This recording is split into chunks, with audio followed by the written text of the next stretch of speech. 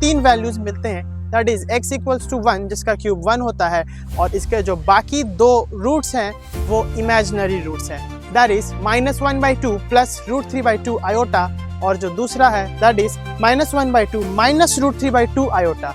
तो एक रूट तो है जो कि 1 है और बाकी दो रूट जो है इमेजिनरी है। Okay, cube root of unity के प्रॉपर्टीज को समझने के लिए आपको ये समझना होगा, फर्स्ट प्रॉपर्टी को समझने के लिए कॉन्जुगेट का मीनिंग समझना होगा। तो अगर मैं आपको एक नंबर बोलूँ दैट इज √3 + 1, तो इसका कॉन्जुगेट होगा √3 - 1। तो हम सेम चीज़ को लिखते हैं साइन बदल करके।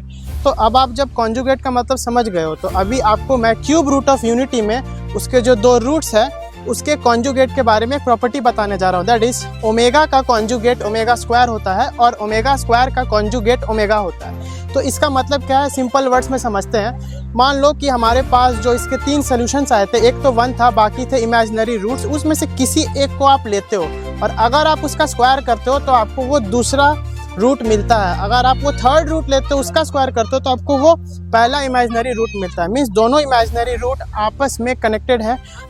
तो आप कोई एक इमेजिनरी रूट को लेते हो, उसका स्क्वायर करते हो तो आपको दूसरा वाला मिलता है, और अगर दूसरा वाला लेते हो तो आपको पहला वाला मिलता है। तो मीन्स कॉन्जुगेट का सिंपल सा मतलब क्या होता है वो तो आप समझ ही गए। और ये जो है ओमेगा का कॉन्जुगेट ओमेगा स्क्वायर होता है और ओमेगा स्क्वायर का कॉन्जुगेट ओमेगा होता है।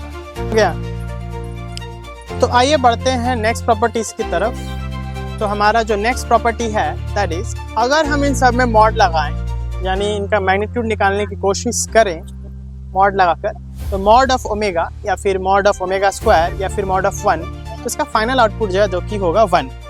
और इनकी एक और स्पेशल प्रॉपर्टीज है that is 1 + omega + omega square is always equals to 0। काफ़ी इंटरेस्टिंग पॉइंट है ये कि 1 + omega + omega square means sum of the roots is equals to 0। और अगर ओमेगा की पावर जो है that is an integral multiple of 3 है, then it is always going to be equal to 1।